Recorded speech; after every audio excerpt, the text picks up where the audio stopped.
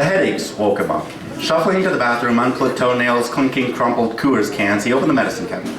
Some Tums to numb the pain and a shot to shun the shaking. He looked himself in the mirror and said, "Today is the day you quit." He lasted an hour before the familiar fizz, tap, click, and clack of cap on the table filled his insides with fire. "Just one," he said.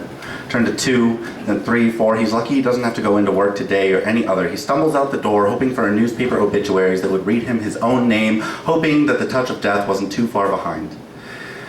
The prick of a needle used to scare him, but now his body begged for it. He cinched the belt around his arm like a noose around his neck. He injects like brain to vein, his blood burnt black rivers of tar leading to an ocean. He used to dream about the ocean, floating endlessly back and forth, letting the currents push and pull him, letting the waves softly drift him down to sleep until the headaches wake him up. Thrown overboard, he's gasping for air. It's surprising how little you remember when you're swimming and you're drowning in a bottle of vodka. The swishing in his stomach currents, pushing and pulling, the knives in his brain tell him that he needs more. He always needs more, but when it's gone, if a bottle of bleach isn't enough to kill him, maybe it's enough to make him forget. Strung out of his mind on the couch that smells like yesterday, and the floorboards still creak like the bottom of the boats. This house has heard this story before. The days are long and the nights are short, sitting forgotten like an abandoned building, waiting to be demolished by someone who never even cared about him.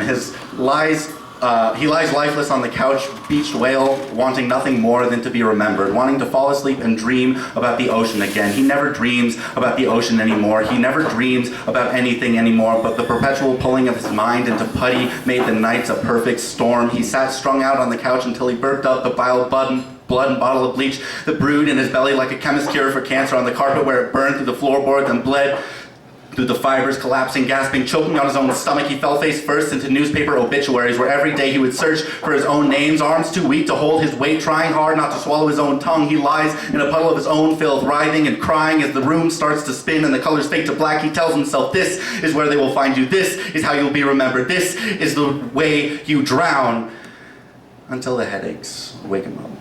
Thank you.